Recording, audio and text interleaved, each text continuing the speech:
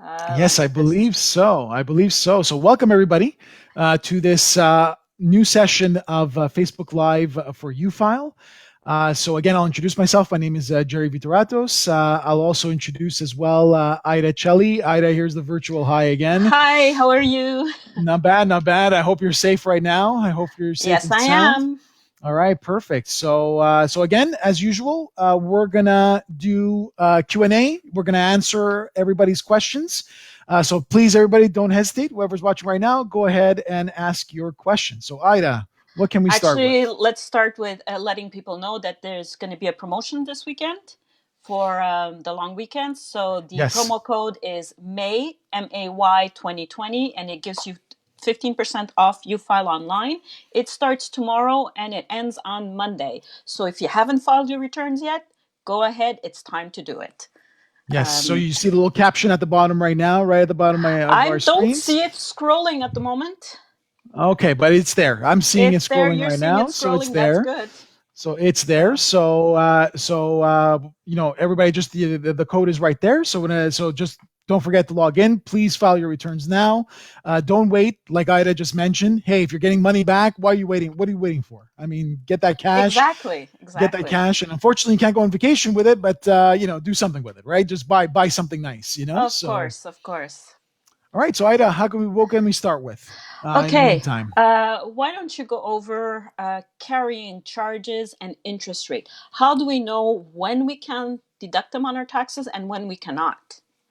Okay, so carrying charges and interest expenses. So we're talking about, for example, if you're borrowing money to invest in the stock market, or to invest, or just invest, period.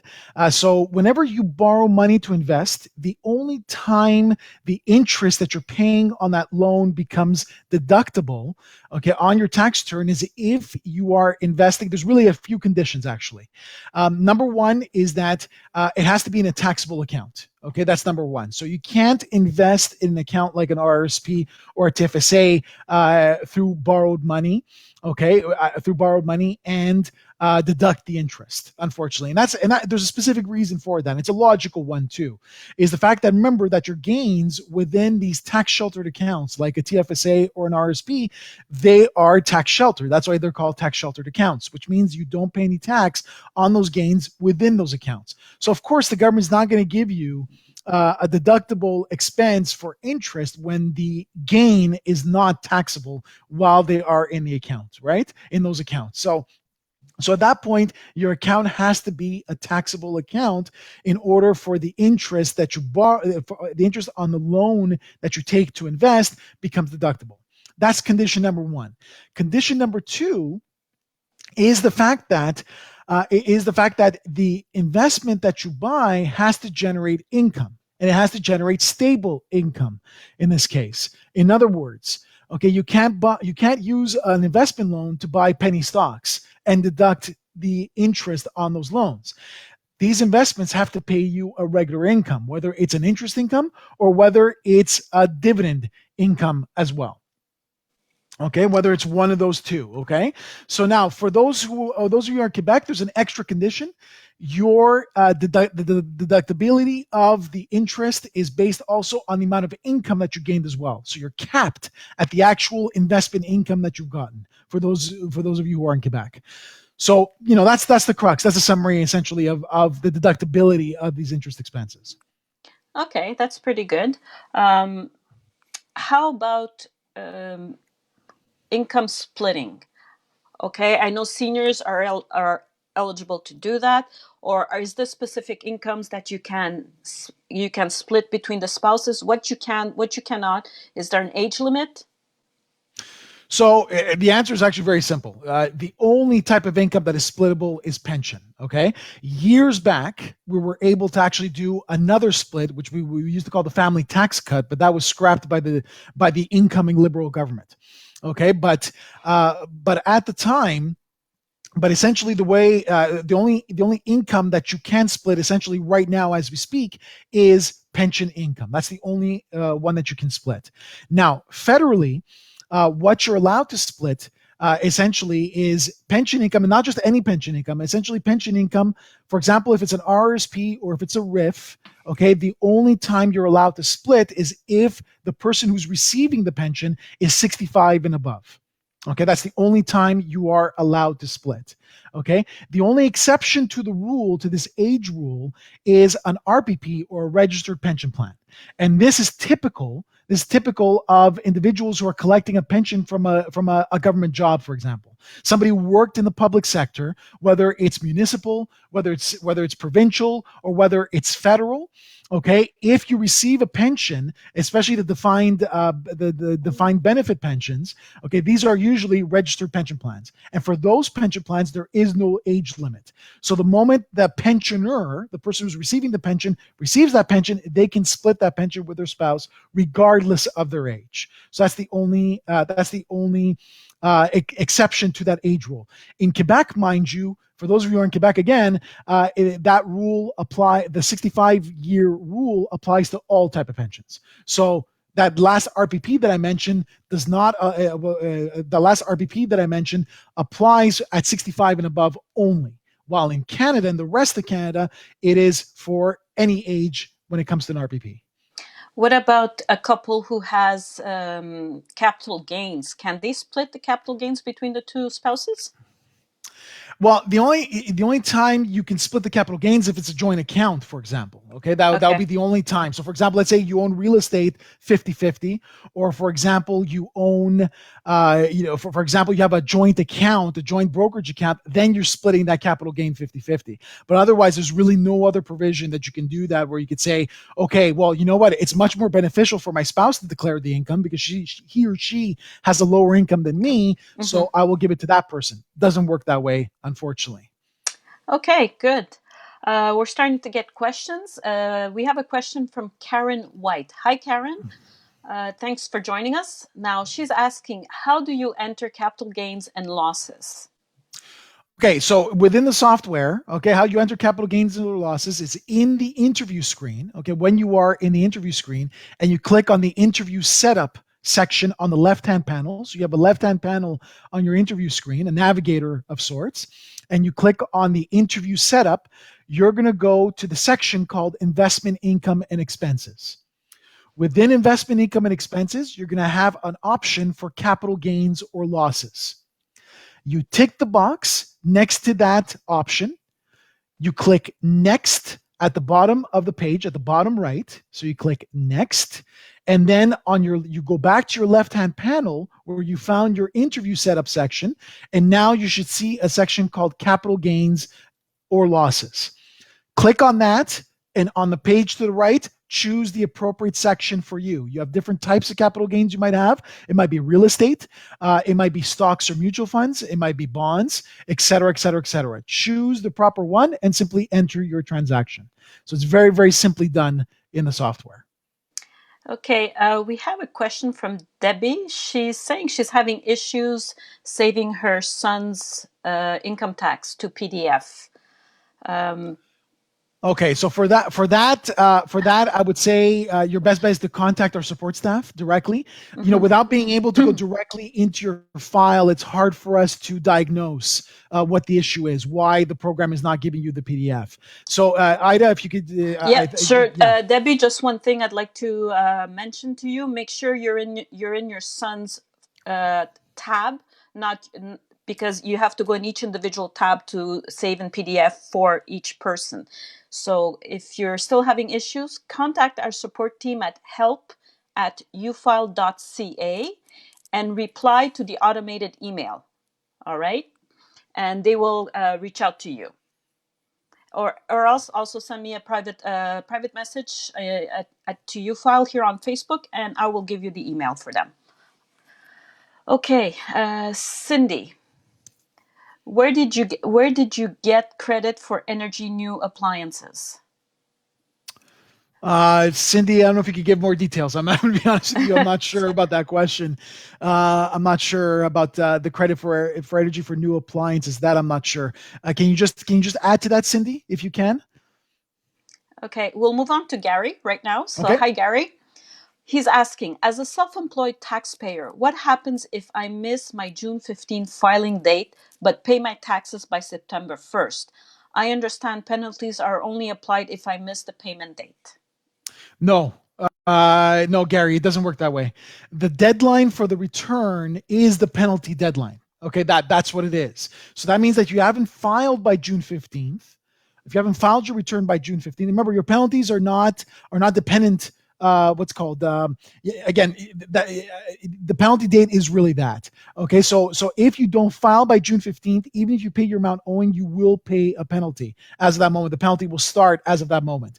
So your best bet is to file your return, even if you have an amount owing, and then wait to pay for your amount owing September 1st. Okay, that's your best bet. If you don't file by June 15th and you have an amount owing, the penalty will apply as of that moment, even though you don't have to pay it by September 1st. So that's what the tax deadline is if you owe money, you will pay a penalty if you don't file on time. And your filing deadline is June 15th. So again, Gary, nothing's stopping you from filing the return, even if you owe money. Okay, file it by June 15th and then pay it by September 1st. That's what the new rules specify. For this year in particular. Exactly. For this Exactly. year, let's be specific. Okay, Cindy, we still haven't heard back from her. All right. Self-employed expenses. Somebody who's working and has to use his car. Is there a difference on how you can claim your expenses for the car, whether you rent it or you buy it, if it's your own personal car? So there are certain expenses that are the same regardless of whether you've rented or whether you have purchased the vehicle. Okay. So for example, your fuel costs, for example, your registration fees, your license fees, your maintenance and repairs, all these expenses are eligible expenses, whether you've purchased the vehicle or whether you have leased the vehicle. The difference is in the expense of the vehicle itself, of the fact that you're own the cost of owning that vehicle, of actually holding that vehicle. So when it comes to a purchase vehicle, what you're allowed is not your monthly payment. What you're allowed is what's called depreciation. You're allowed to depreciate as an expense the vehicle, and the depreciation rate, essentially the loss of value of the vehicle as you're using it, what you're allowed is prescribed by the CRA. It's prescribed by the government, and the prescribed rate is usually 30%. So you're allowed to deduct as an expense 30% of the value of the vehicle on a declining balance, as we call it. Okay. Now, for a leased vehicle, you are allowed to deduct your monthly expense, whatever your cost is for that vehicle, for leasing that vehicle. However, you are capped at a certain value. Okay, you're not allowed to go beyond that value. Usually, the value is based on a value of vehicle of 30,000 plus applicable sales taxes. So, what the equivalent cost of a leased vehicle at 30,000 plus applicable sales taxes, that's what you're allowed as a monthly fee to deduct. Okay, now, mind you, all these expenses that I just mentioned now, these are prorated based on the business use of your vehicle. Okay, so if you're using the vehicle 20% of the times for your business, then you're only allowed to deduct 20% of the value of those expenses. And that includes depreciation for a purchase vehicle, and that includes your lease cost, your monthly lease cost as well. Okay, so all these are prorated. Okay, thanks, Jerry. Um, Cindy Fosker. Okay, she said she had bought new appliances, so she thought she was able to put them on her tax return. You know what? Remember that unless there's a specific provincial credit that you have within your province, and there's a law. We have 10 provinces and 3 territories, and it's always hard to follow. What the rules are for each one of these provinces. Unless there's something specific there, federally speaking, the only time you're able to deduct these things is if you're making money off of them. Okay, that's essentially what it is. So remember that a deductible expense is always does that expense allow you to make money? Okay, and that's the basic overarching rule for deductible expenses, whether it's a business or whether it's a rental. Okay, it's the same thing. All right, so unless you're doing that, then fine. If not, you would have to check your province to see whether they've got a specific credit for you. Okay, we have a question from Salma. Mm-hmm. What's the residency status for a refugee? You know what, Salma, it's a good question. Normally, they would be. Yeah, that's a little bit of a tricky question. What's the right status for refugee? Normally, they would be residents. I mean, they would be considered residents and immigrants as of that date, because the fact that they've given, if the government has accepted the refugee status, if they've accepted the refugee status, then normally these people would be residents. Okay, so you would declare them as an immigrant. But what I would advise you to do is call the CRA and make sure that what I'm telling you right now is correct. Because sometimes there's nuances to the law when it comes to that, when it comes to residency status. Because residency status is very tricky, because a lot of factors that are involved, and it's a factual question, which means you have to look at a case by case basis. So I would say, off the top of my head, I would think they are residents. They would be considered immigrants, but I would still double check with the CRA just in case. Okay, let's go to the next question. Cindy, where would I find the DTC on UFile? Disability tax credit? DTC? I would think so. Yeah, DTC would be, yes, it would be disability tax credit. So for that question, essentially what you would do is you would go into the medical section. Okay, so you would go there. So when you are in the interview of UFile, normally the medical section is there by default on the left-hand panel. If it's not there for your file, you would choose the interview setup section. You would go into the section for medical expenses. That would be common tax deductions. On the right-hand side, you would tick the box next to medical expenses. And then from there, you would choose medical, disability, and caregiver. And you would click on that, and there's going to be an option there for infirmity and disability amounts claimed for yourself. So go there and simply make the claim. But remember, the key to disability is you have to have a certificate that has been acknowledged by the CRA. Okay, so you have to have a specific form that was completed by your doctor, submitted to the CRA, and accepted by the CRA before you're able to claim the DTC or what's called the disability tax credit. Okay, let's move on to Rita. She has two questions within the same topic, so let's go. Hello, in the definition of dependent or eligible dependent, can the person have an income, and how would you treat a child over 18 living with a parent who has no income during the year? Mm-hmm. If he were as a full-time student or if he is a non-student? That's the first part of the question.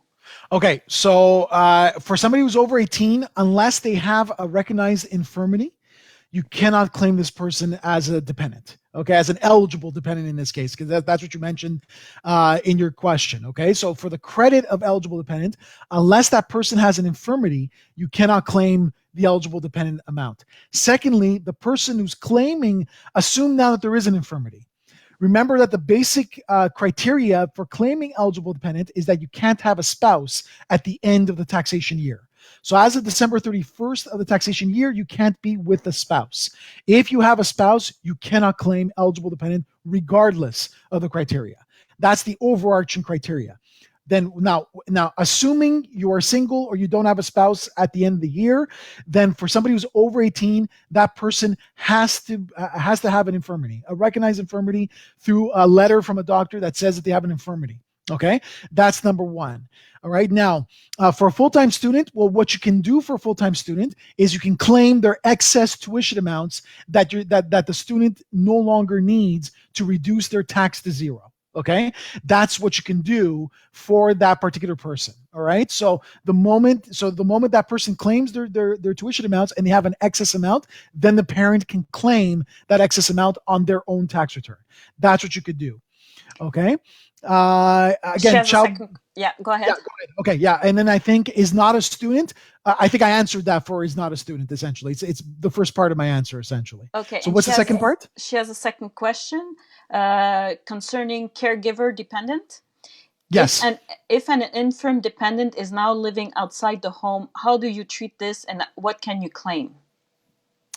Well, you don't necessarily. There used to be a criteria where you had to live with a person in a self-contained establishment. It doesn't look like it's the case anymore since 2016. So the key is that the person has to have an infirmity. It has to be related to you, a first level relation. Okay, so it's got to be a dependent, like a child or a parent of yours or a grandparent, let's say. Okay, so this person has to be dependent on you for quite a few many things. Okay, like I said in the past, and I made that mistake in a previous Facebook Live. In the past, you needed to have the person living with you. Now it doesn't look like you have that criteria anymore. Okay, but you have to be able to, you have to show that you're taking care of that person as well. Okay, that you're actually helping them out. All right, so that's essentially the answer there. Okay, thanks, Jerry.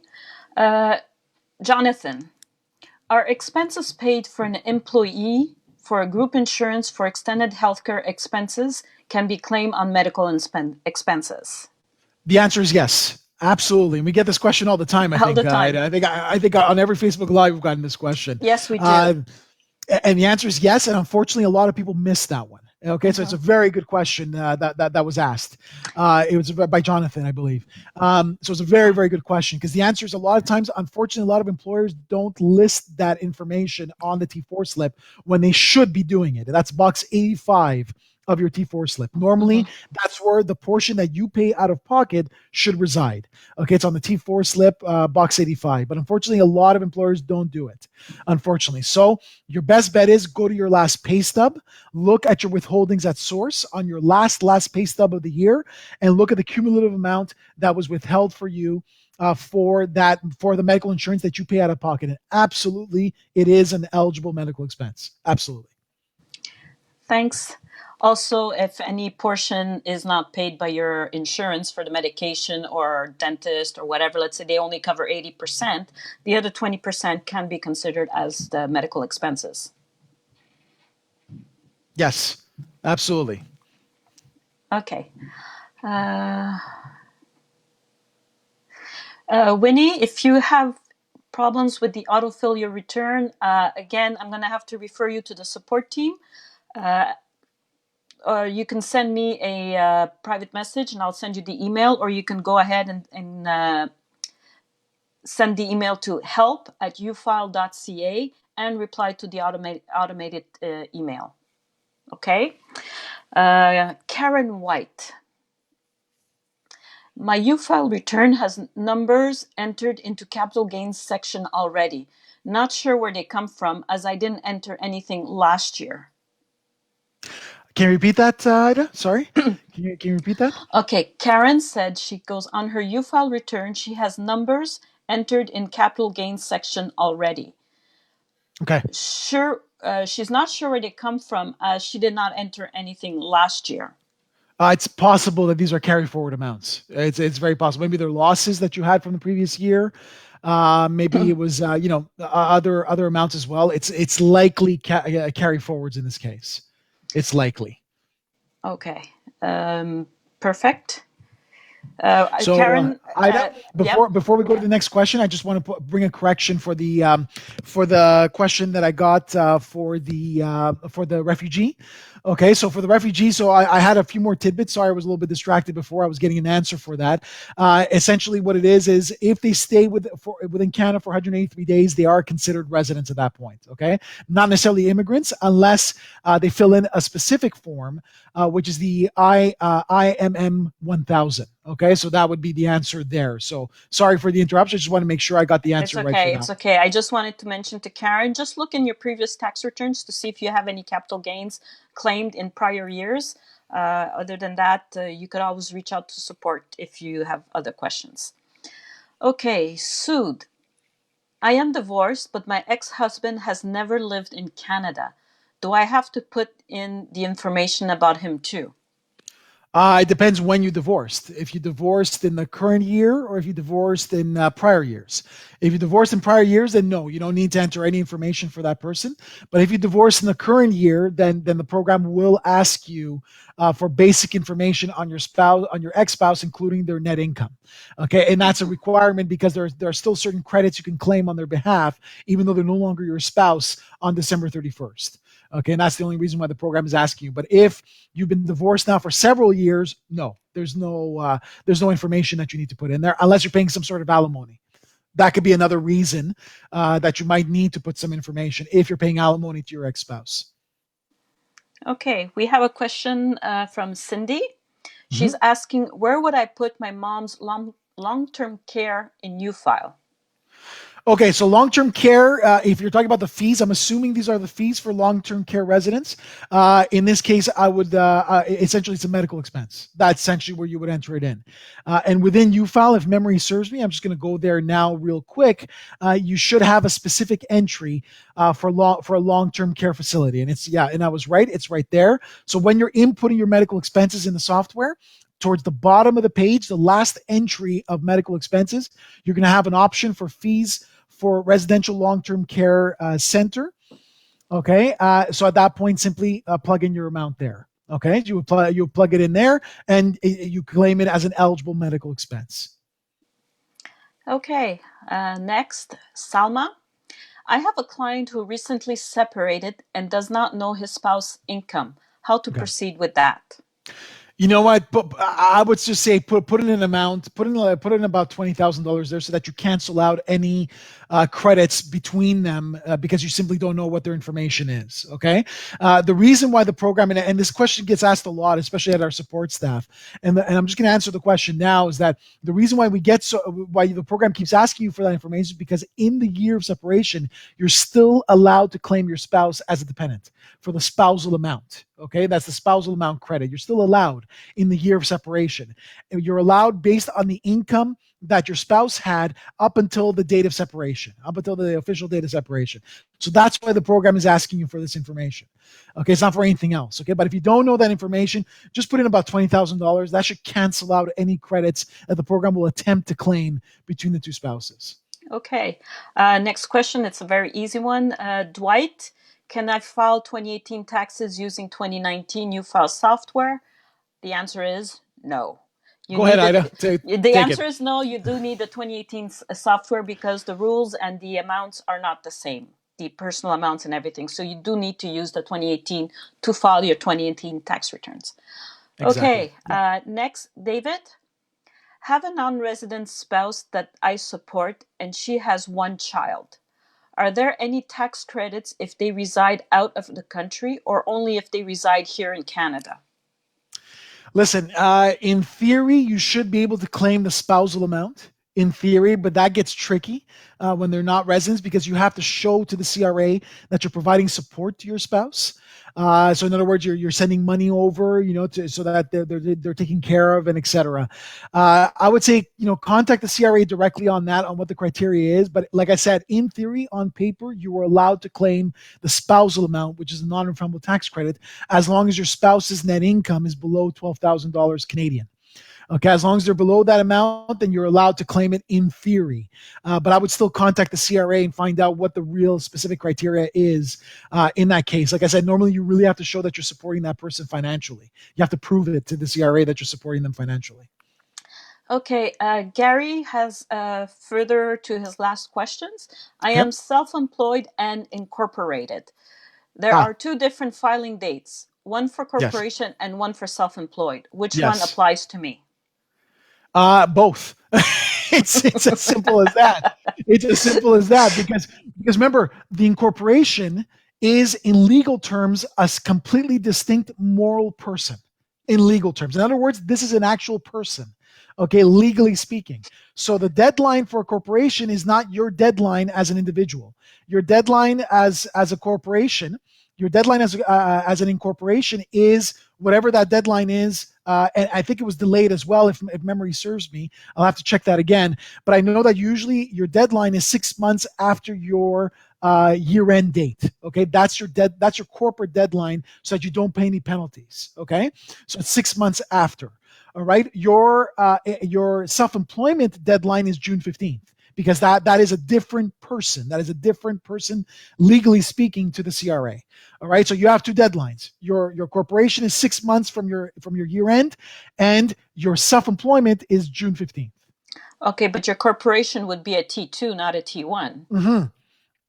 That's precisely why I think the person knows that already. I'm sure the person. I'm assuming the person knows that Yeah. already. But remember, the T2 deadline is always 6 months after your year-end date. That's the rule. Okay, that's the rule essentially. All right. Okay, next question.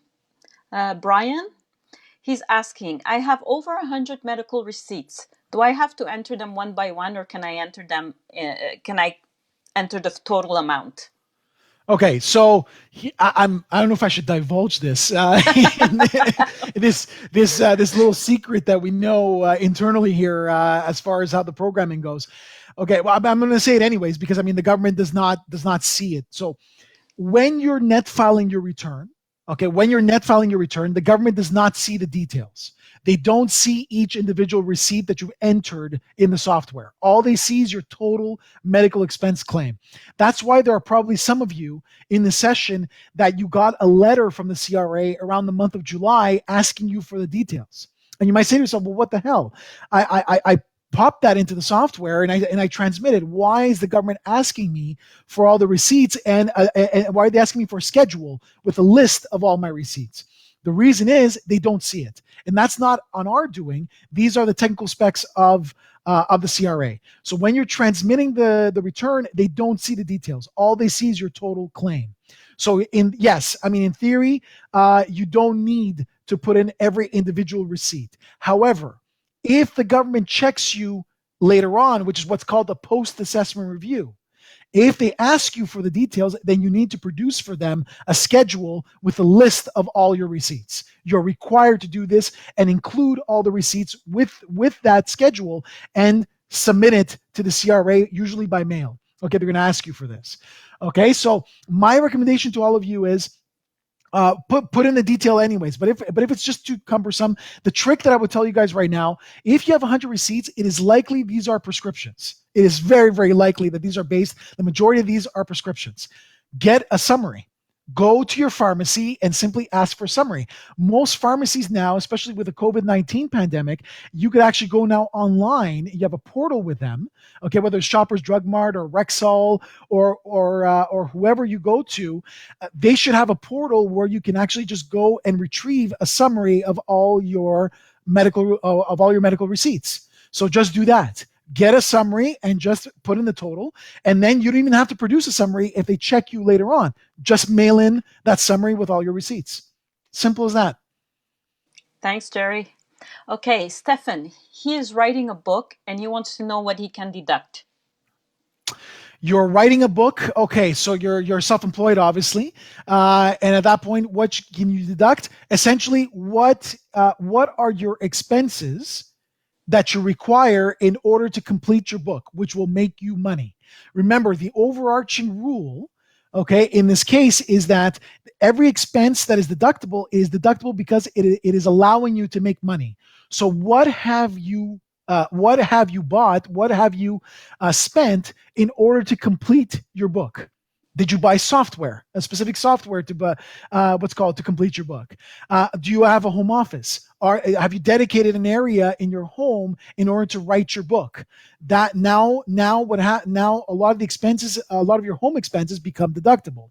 For example, your heat, your electricity, your internet, but only for the portion of the home that represents your home office. So if 10% of your home is dedicated to writing your book in your home office, then 10% of those expenses become deductible.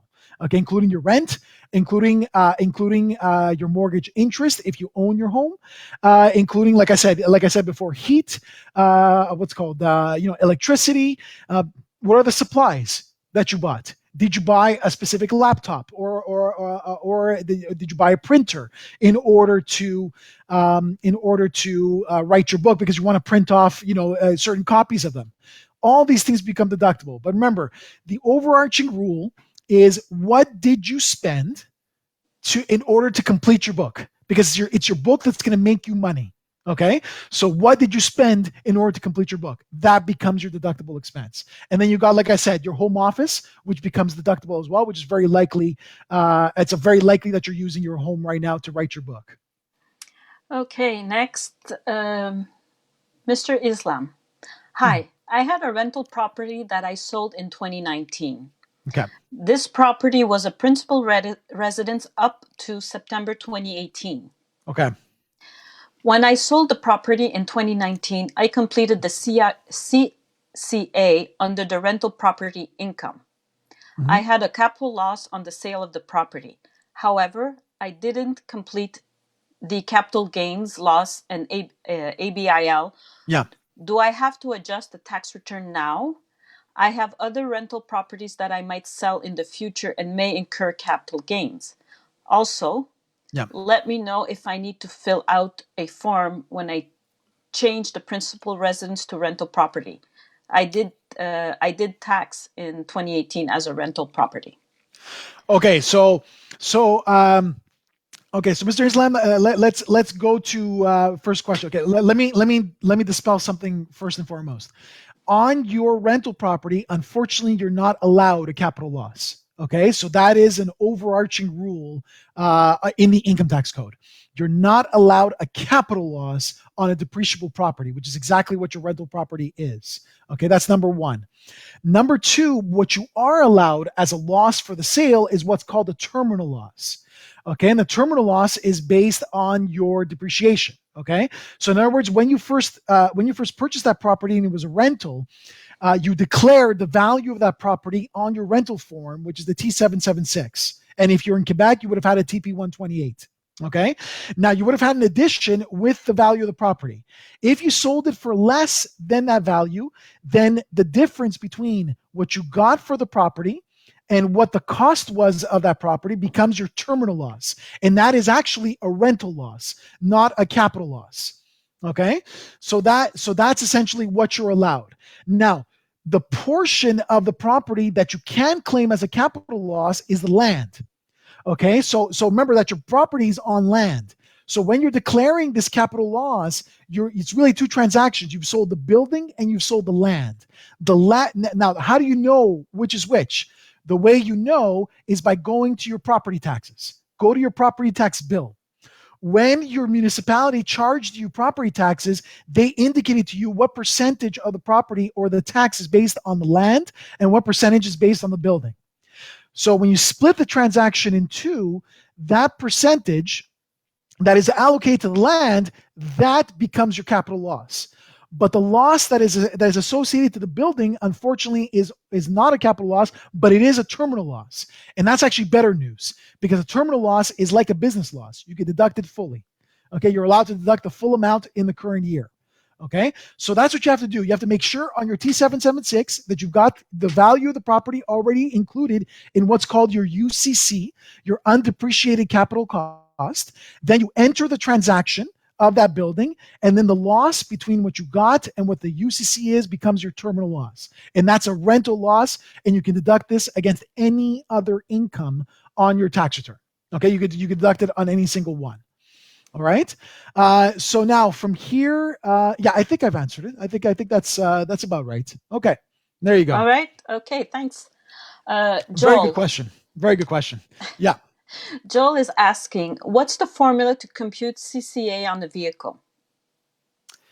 By formula, I mean, look, the formula is essentially it's the value of the vehicle times 30%, but it's the value as of the beginning of the year. Because remember that when you're depreciating properties with a majority of depreciable properties in the Income Tax Act, your depreciation method, I'm really going accountanese now, okay, but your depreciation method is what's called the declining balance method. So in other words, let's say, for example, your vehicle was $10,000 when you first bought it. You depreciated, let's say at the beginning of the year it was 10,000. You depreciated 30%. That's 3,000. Okay, that you take as a depreciation expense.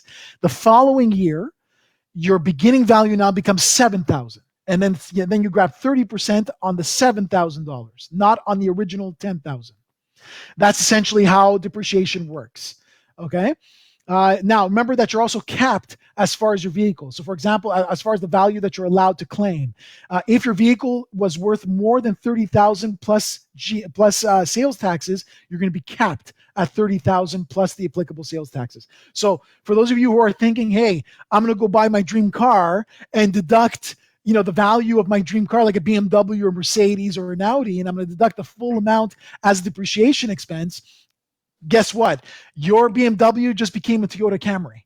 All right, tax wise, that's essentially how it works. Unfortunately, Okay. you're only allowed the value essentially of a mid-sized car, which is Toyota Camry, Honda Accord, Mazda 6, et cetera, et cetera. Okay, so that's essentially how that formula works. Okay, thanks, Joel. Uh, Mariam, a senior who has Quebec medical insurance only, are they allowed to claim hospital stay if they pay for the hospital room? Where in UFile can this be claimed? Does this fall under functional rehabilitation transition unit? Does the hospital stay amount get claimed here or in medical expenses? Okay, so it's medical expenses. You got it right, Miriam, in your question. So in this case, if you're paying anything out of pocket for the hospital room, that becomes an eligible medical expense. So you're going to enter it in there. You don't need a special category. It's not like a residence. You understand? Unless you're paying for somebody to rehabilitate you. So in other words, that's an attendant care. Then it's a little bit different. But if it's just an extra fee for staying in the hospital, then it's purely a medical expense. Simple as that. Okay, Valerie, how do I enter my mother's CPP death benefit as her executor on line 11400? Death benefit. I'm assuming that's after she passed away, right? The $2,500 that we collect. Yeah, she's the in this case. She's the executor. Executor. So then you know what? It's whoever is the beneficiary of the estate of your mother will have to declare this as income on their return, unless you decide to create a trust on behalf of the estate of your mother, and then you declare the income in the trust, and that becomes quite complex. That's if you want to make money in taxation, go into the trust department of any taxation department of any accounting firm. That's where the money is, because it becomes quite complex. You have to create basically a new legal entity essentially to be able to declare the income. So very basic rule is whoever is the beneficiary of the estate has to declare that income on their return. Okay, Michael, can you tell me why taxes is calculating double my salary when I downloaded from the Canada and Quebec website? Okay, so he's using autofill my return. Yeah, Ida, go ahead. Answer. No, actually, that's your area better. Well, no, in this case, this looks like more of a technical thing, Okay. So I would say contact our support staff in that case. Ida, I don't know what the email is. Okay, Michael, in that case, you better contact the support team at help@ufile.ca and reply to the automated email. You're probably using autofill my return, and they will help you out with the double download. It seems like it's a double download, and I'm not sure why it happens. Okay. Yeah. I know you were testing it the other time, Jerry, so I thought you knew you were able to answer it. No, because it was working fine. I didn't have that double entry, so that's why it's hard for me to answer. Okay. So. Well, I don't use it. I like to enter them by hand. I like to have control. But all right. Okay, Mr. Islam has another question. He has a mentally disabled child, and he spent quite a bit of money to fence for fencing around his home. To make sure that his child doesn't accidentally go on the road. Can he claim expenses for that or eligible credit? That's a good question. There is a credit specifically on the return. What's called? There's a credit which is the home credit. Let me just get to it 1 second because I don't remember it off the top of my head. What that credit is called. Just give me 1 second. It's the home expenses credit, if I remember correctly. I'm just gonna go straight to the jacket and I'll tell you guys now. So there is a specific line. You could, in theory, put it in medical expenses, but I know there's a specific line for it. For these type of expenses. Now, whether that fencing is eligible specifically, I don't remember offhand because there's a lot of criteria. Home accessibility expenses. There you go. Okay, so that's the term. So sorry about that. They took a little while.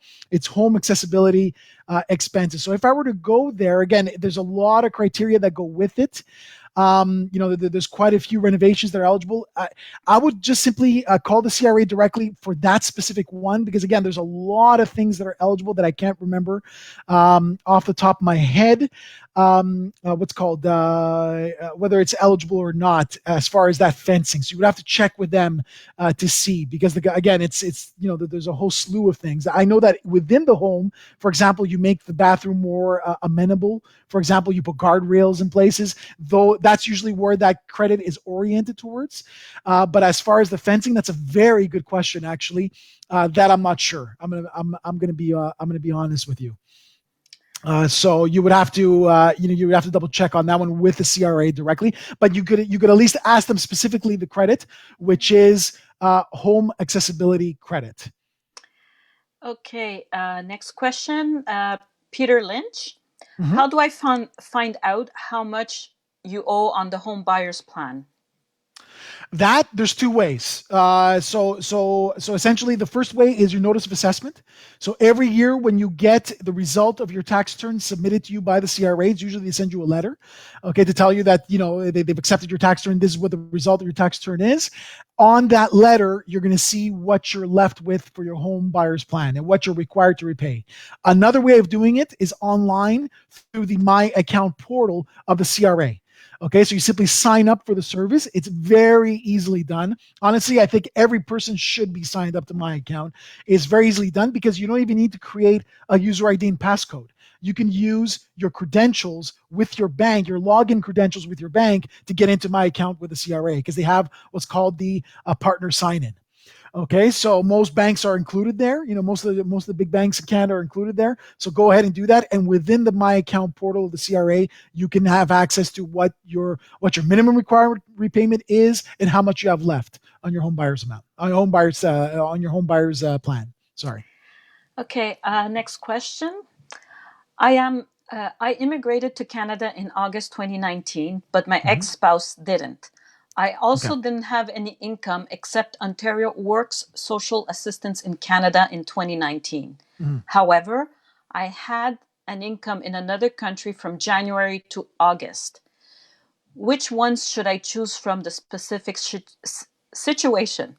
No income to report in 2019, or immigrant, non-resident taxpayer who taxpayer, you are a Canadian resident and your spouse immigrated to Canada in the year.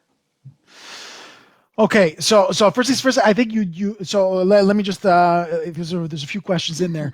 I think you received social assistance. That's my understanding, right? In Canada, after you arrived in Canada, that's my understanding. Except Ontario worked social assistance in Canada in 2019, so that income has to be declared. Okay, you should have a T5007 amongst your slips. Okay, the government should have submitted one to you. If not, you can go to My Account CRA and you'll notice it there. Okay, it should be already there as part of your slips in the My Account portal, which I just mentioned earlier. Okay, now your income that you gained before August, this is not taxable income on the return in Canada. However, you still have to mention it in your immigrant section of UFile, because that income will determine whether you are entitled to your full basic personal amount credit or not. Because somebody who was an immigrant and who for the portion of the year they did not reside in Canada, so that would, in your case, it would be January to August. If 90% and above of your income during January to August was Canadian sourced, or you had no income during that portion of the year, then you're entitled to your full credits, like any other resident, any other full year resident of Canada. However, if you don't meet that rule, which is very likely that you won't, because I'm assuming in this case that you did have income between January and August from outside of Canada, then you have to indicate that in the software in UFile. You have to specify it, and the program will compute the 90% rules, as it's called, and then will determine whether you're entitled to the full credits or not. And if you don't meet the 90% rule, then your basic personal amount, which is the basic credit, the first line of page 6 of your T1 return, will get prorated based on the number of days that you were in Canada. Okay, so that's essentially the answer there. Okay, for Okay. you. She's also asking, should she choose universal child care benefits if she got transition child benefit for my kid in 2019? What should you choose? What? I'm sorry. Universal? Universal child care benefits. If I got transition child No, benefit for my kid. no. A child benefit is non-taxable. So I mean, there's nothing there really. So no. There's nothing to answer there. No, not that I'm Okay. aware of. Okay, and she's also asking, should she choose prior year information in her interview setup? You don't really No, need that. That's for no, you to see the two not at all. the progression from one year to the next. Exactly, exactly. Dwight, I will get back to you for the 2018 software. I'll write to you directly afterwards. Uh, Jamima, I have a positive T2201 for my father. He has no income. I am his caregiver. What credits can I apply for in Schedule 5 and which lines do I fill? And she's saying also that UFile is not bringing up the Schedule 5. So, Okay, so first of all, you have to have your father as a dependent in your file. That's number one. Okay, if your father is not with you right now in your UFile file as a dependent, then the program will not compute Schedule 5. By the moment you add your father as a dependent on Schedule 5, as a dependent in UFile, then the program will apply Schedule 5 automatically. It'll simply compute it. Okay, it'll simply claim all the applicable claims. You have to make sure though that you specify in your father's file that he is disabled. Okay, and the way you do that is just like the example I gave before, because we got the same question for DTC, which is you go to the medical expense section. And when you click on that section on the left-hand panel of the interview, you're going to see an option there that says for a disability amount. Click on that. Make sure you specify to the software that your father is entitled to the disability amount, and then the program will compute Schedule 5 automatically. The only reason now, if you've done all this and you still don't have Schedule 5 for your father, the only thing I could think of, the only thing is that his income is too high. Okay, so what you would be entitled to is the caregiver amount for your father. Okay, unless you are single and with no spouse at the end of the year, then at that point you would be eligible for the eligible dependent. Again, though, it's all income tested, which means if the income is too high, then you won't be able to claim that amount.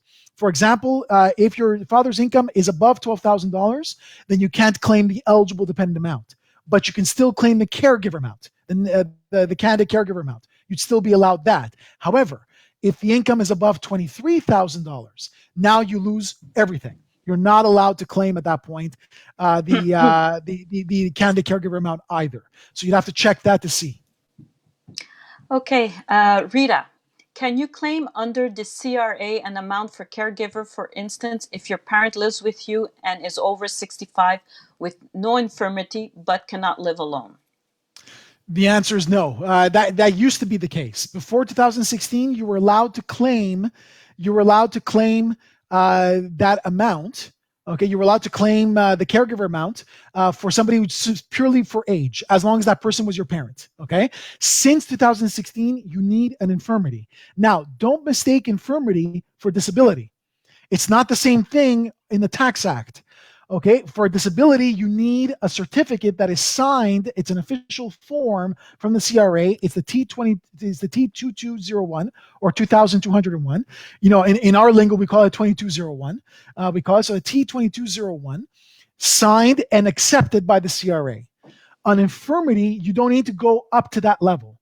An infirmity simply is you have a doctor's note that says that the person needs your help. Okay, that's essentially, and that has some sort of physical difficulty, but it's not necessarily a disability. But you need an infirmity. That's the base. If you don't have an infirmity since 2016, you can no longer claim the caregiver amount purely on age. Okay, Jonathan, for self-employment, let's start that again. For self-employment expenses, second year of operation, in December 2019, car claim for self-employment was in collision and car was written off. Okay. Was the write-off amount paid? The write-off amount paid for by the insurance car loan considered a disposition amount of the vehicle? Yes. Right on. Yes, absolutely. You essentially sold, okay, in quotation marks, you sold the vehicle for that price because that's what you were compensated for that vehicle. So that becomes your disposition amount. Absolutely. Okay, Mr. Islam has two other questions. I'll do them one after the other. When I change principal residence from principal residence to rental property, is there a special form that I need to fill out and send to the CRA before doing my taxes? Okay, so now you're talking about a change of use. So the change of use, essentially, you have two options. Okay, you can either do a deemed disposition. Okay, and in that case, what you need to do is you actually have to do a capital gains transaction. So you have to do a Schedule 3, you have to produce Schedule 3 and quote unquote sell your property for the fair market value of that property when you convert it. Okay, from, I think, what was it? Is it a rental? From a principal residence to a To a rental. rental, Okay. yes. Yeah. So then now the good news there is that since it was a principal residence, you won't have a taxable transaction. Why? Because you're going to designate the property as your principal residence and you should exempt it from capital gains. However, you have to produce the forms. Okay. You have to produce the T2091. And if you're in Quebec, it's the TP274. Okay. And they have to be produced on time, which means the year that you change the use of the property, those forms have to be part of your tax return for that year. If they're not, it is a late election. The government will consider it a late election and they will charge you penalties. Okay, and they're stiff, the penalties. They're $25 per month up until $2,500 per year for the fact that you have late filed that designation, which is the T2091, which UFile supports, by the way. UFile has it. Now, for Schedule 3, you also have the bottom of Schedule 3 where you tick the boxes to specify that you have a principal residence designation.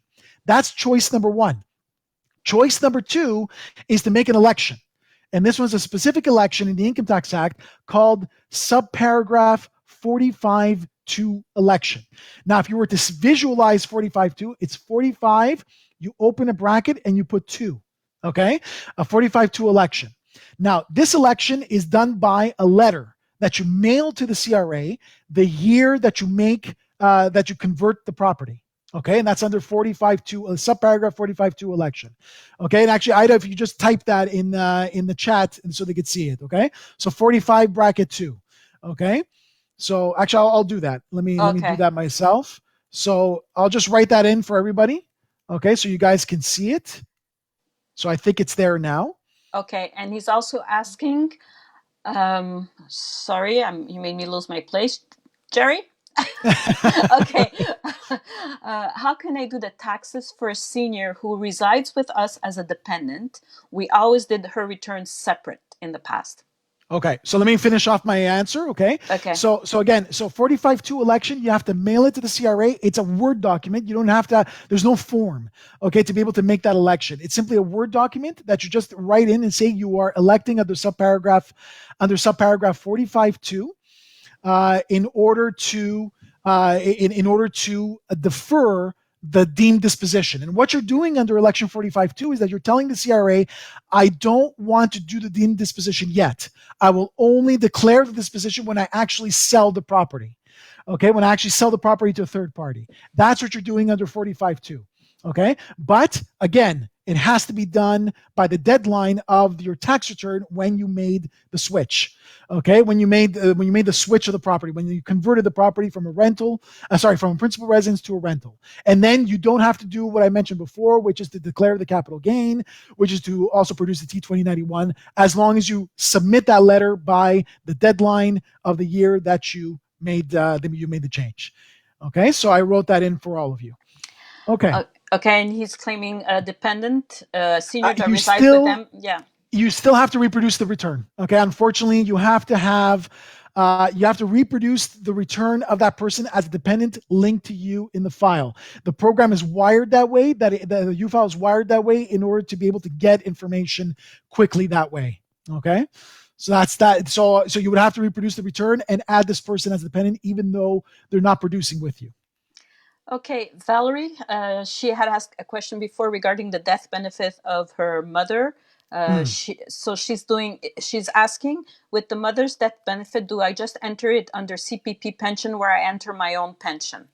Yes, that's where you would plug it in. Yeah, there should be an option there within the T4 AP. That's a slip that you get for the CPP benefit. There should be an option there to simply add that amount. Within UFile. Okay, Sud has another question.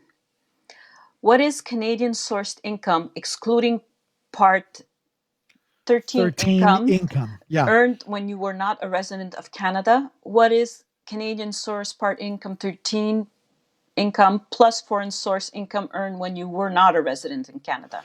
Okay, so essentially, what is so Canadian sourced income that excludes Part 13 is essentially employment income, business income, or capital gains from a sale of what the government considers eligible Canadian property. Okay, which means real estate or shares of a private corporation or a private Canadian corporation. So those are the three types of income that the program is asking you with our first question. Any other type of income you don't include.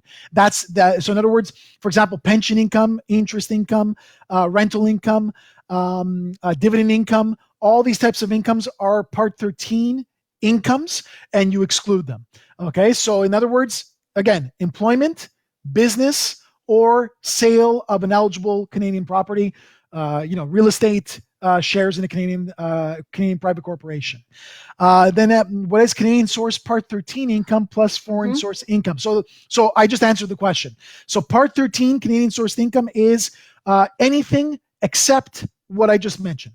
Any Canadian source income other than the three that I just mentioned. Okay, and then any foreign source. Okay, Karen, she's asking, where do I report the T5008? Your best bet is capital gains. You could report it in the slip if you want to, but it's a capital gain. Okay, so you go into the capital gain section of UFile and just declare it there. That would be your best bet. Okay, Susan Michelle. Her question is in two part, but let's start with the first part. Mhm. I am filling out the tax form for my son, who is the CAF, and I was wondering, in order to record the rent for a PMQ, do I fill in the Ontario benefit, the rent paid form, and if so, is it the full amount for the entire year, or are there any other benefits I can claim for a person in the military currently not deployed, only posted in Ontario? Off the top of my head, I can't think of anything else that you can claim for the ON Ben. If memory serves me, is it just the rent? I don't remember offhand. Let me see. No, it's a total amount of rent paid. Okay, that's essentially what you would have to input for the ON Ben. Okay, so it would be the total amount is what you would put.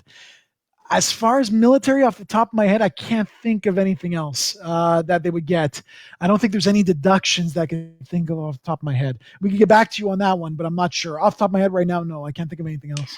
And she's also saying she has two T4s for CAF, one in Ontario and the other one in New Brunswick, box 52. Has an What amount for slips? Ontario, T4, T4s. Oh, T4s, T4s, box T4s. 52. Has Okay, an so she amount has for the Ontario one and is blank for the New Brunswick one. box 52. Is that not pension adjustment? Let me just look at the T4. 1 second. Just gonna look at the slip in front of me, so I know what I'm talking about here. Yeah, that's the pension adjustment. So box no, you just enter it for one of the slips. You don't have to enter it for both. If you don't have it for both, you don't enter it for both. The pension adjustment, very simply put, what it is the portion. Obviously, with the Canadian Military Armed Forces, you're getting you have a pension plan with the armed forces. So at that point, the way it works that any contribution that your son has made and any contribution the military has made on behalf of your son in that pension plan is the pension adjustment. That's essentially what that is. And what that pension adjustment does is that it'll reduce the amount of RSP room your son would have for his private pension, okay, for his personal RSP. That's essentially what it does. Okay, Susan, if you're still having issues with the net file, contact the support team at help@ufile.ca and reply to the automated email. They're going to help you fix the net filing issue. Okay, Sarah, my son is in post-secondary full-time student. He received a T4A bursary. It claims Yes. to put on line 105, and she cannot Yes. locate line 105. And is it taxable? Okay. So for 105, what you're going to do is you're going to stay in that T4A. Okay, but you're going to go to a drop down menu to find box 105. Okay, so when you're in that T4A, I'm just going there now myself with the Go to software, other so I go could. to other income. Yeah, it's other income, but I'm going to specify the box number. It's actually box 28 plus. Okay, so you're going to see an area called other information, okay, in the T4A. And you're going to see a drop down menu to the left of box 028 plus. Click on that, and you're going to see box 105 there on the drop down menu. Click on it, choose it, and plug in your amount. Now, whether it's taxable or not, again, cheesy joke of the day. I didn't even get to do it at the beginning, Ida. My cheesy joke, my Come cheesy tax on. joke. I didn't even get a chance to do it from the beginning. Now, but you know what? There you go. For everybody, here comes my cheesy tax joke. Remember that the answer to every tax question is it depends. There's always conditions, okay, to everything. Now, for the scholarship income, is it taxable? The answer, it depends. Was your child, in this case, was your son in full-time studies this year, last year, or the year before? And this year meaning right now in 2020. So in other words, you're not filing a return yet for 2020. But if your son is in a full-time studies in 2020, 19, or 18, if they were in full-time studies, then it is exempt. Okay, then the income is fully exempt.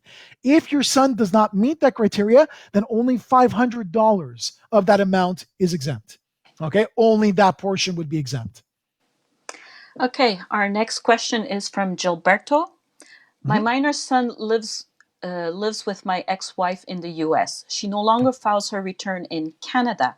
However, my son had a Canadian income last year, a Mhm. T4A.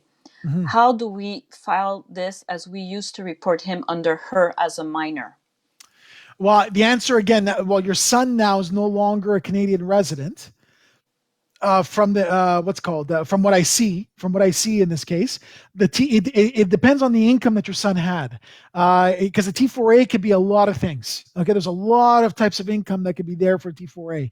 If the T4A is a business income, okay, maybe he's getting royalties from something. Okay, even though your son is young, maybe he's getting royalties from something, some sort of maybe artistic endeavor or something along those lines.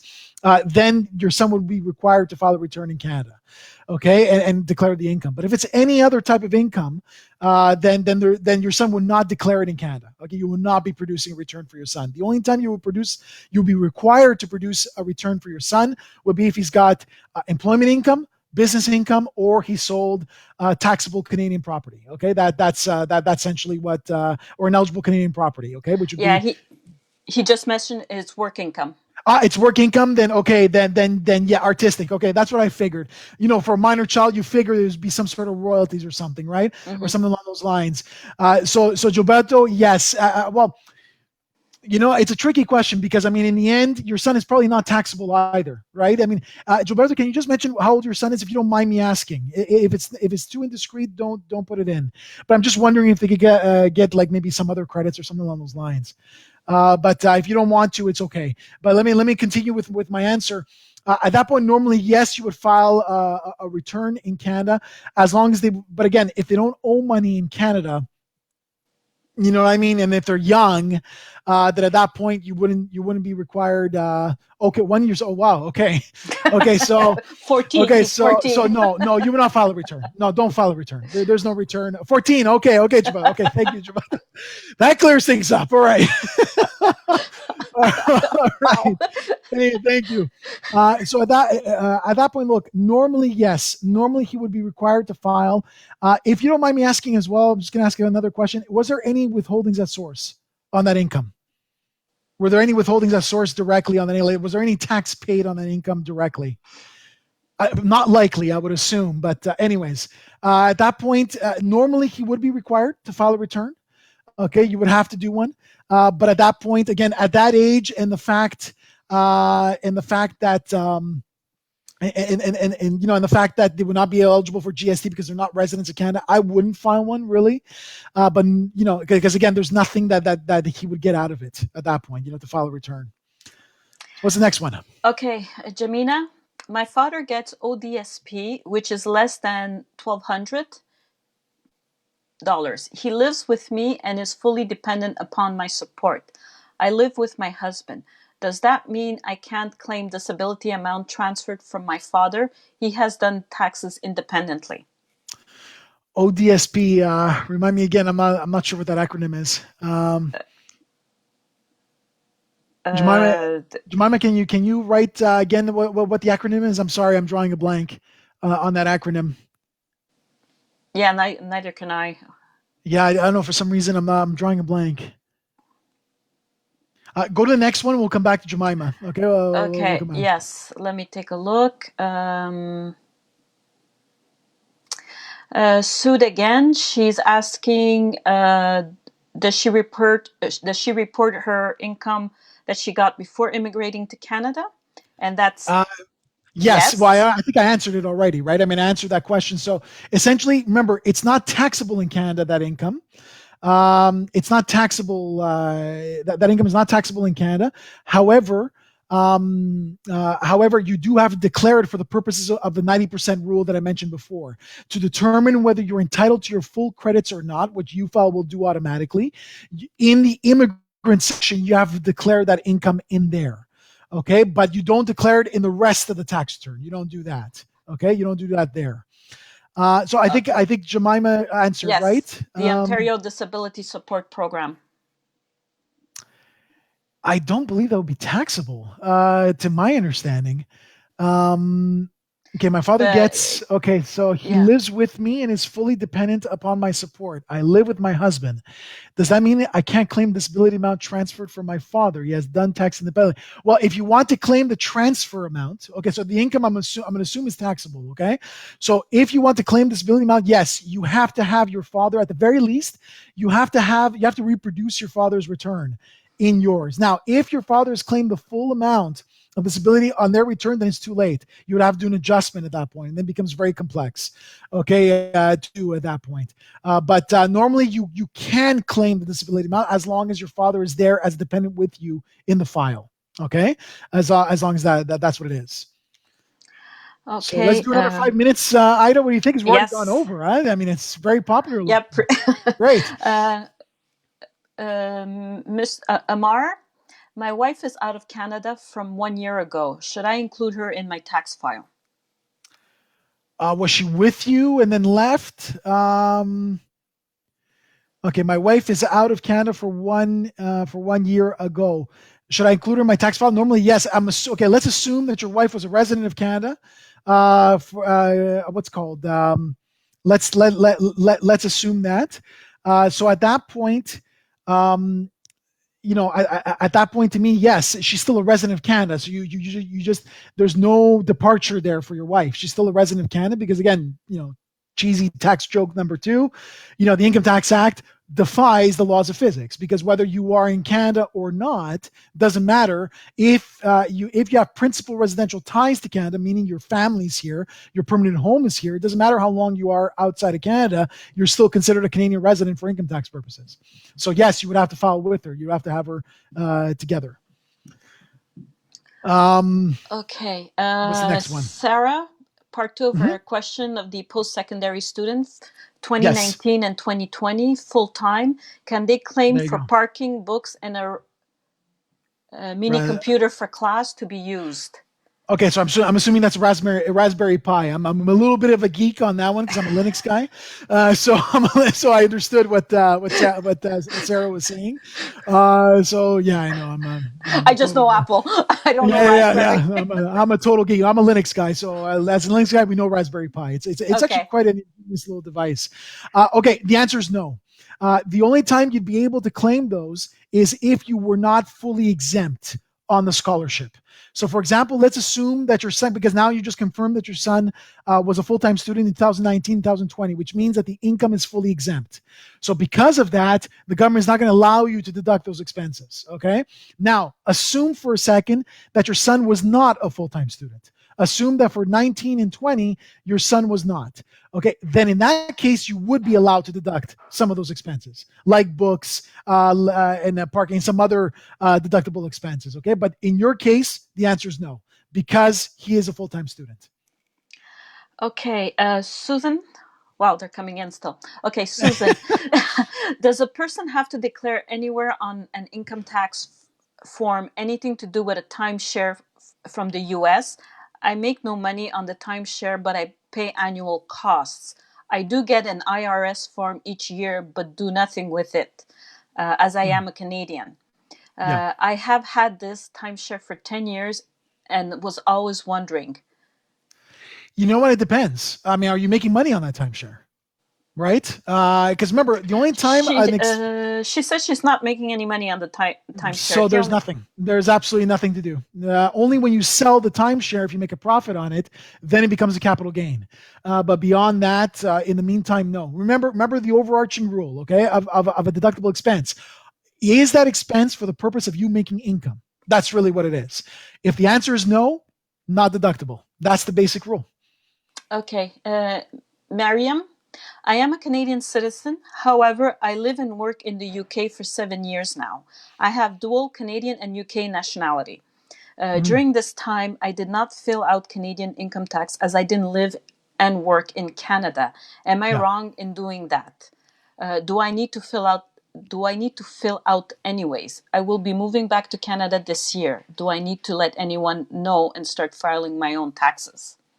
Okay, Miriam, I'm just going to write to the CRA right now. I'm just writing your name. No, I'm kidding. I'm kidding. No, no, I'm just joking. But okay, the answer again is it depends. I'm sorry for the cheesy joke, but that's really the answer.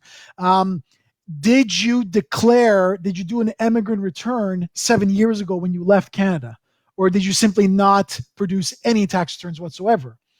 That becomes tricky because even though you were in the UK for 7 years, it doesn't make you necessarily. It doesn't mean that you were no longer a resident of Canada for tax purposes.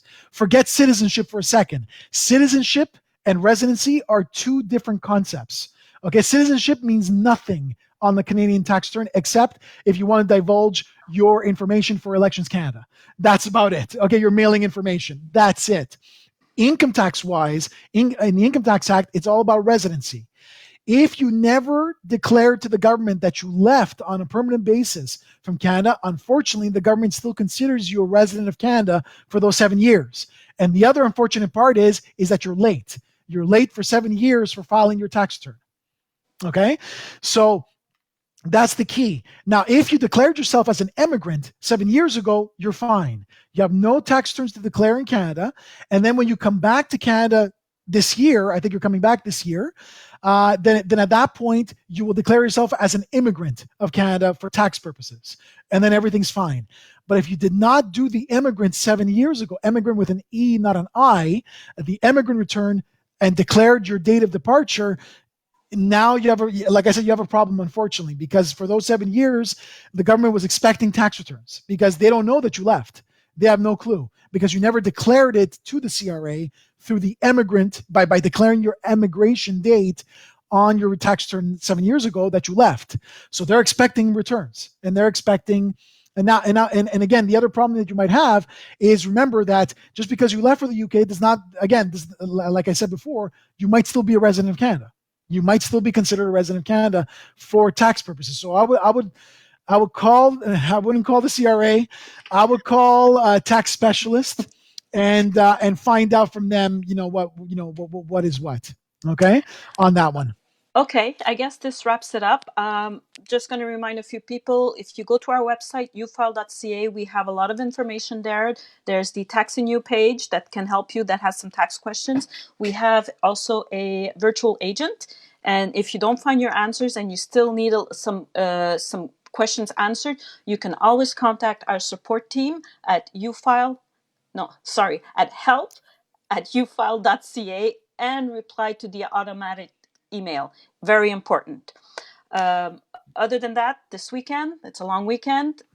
We have a promotion going on, 15% off UFile online. So, hey guys, it's time to complete your tax return It's and right there in file. the caption, guys. The code is right there in the caption the whole time. It was there the And whole it will time. be on our UFile online page also. Yeah. So So I also want to remind everybody that we also have, the taxing you page. The way you get to it really quickly would be you go to the ufile.ca. When you are on our ufile.ca page, it's under the tips and tools tab. You're going to see Ufile Taxing You. It's a great site to get resources to answer a lot of frequently asked questions. We also have our podcast on our Ufile Taxing You page that you can listen to, where we talk about some really interesting personal finance and tax topics as well. Okay, if you could also go to SoundCloud directly, look up UFile, and you'll find also our podcast. And we do one almost every week. We do a podcast on a really interesting topic of taxation. We also have a tax blog, okay, as well, where we write a lot about interesting tax topics as well. Again, on our website, ufile.ca, you go to the tips and tools tab, and then you go to the Ufile blog option, and it takes you right to our Ufile blog page. All right, so don't hesitate to go there. Okay, so I think that's it. I That think about that's covers it. it. All So right, so thank you, thank you, everybody, everybody. for listening. Stay safe and enjoy the long weekend. All right, thank you, everybody. Take care, everybody. Stay safe.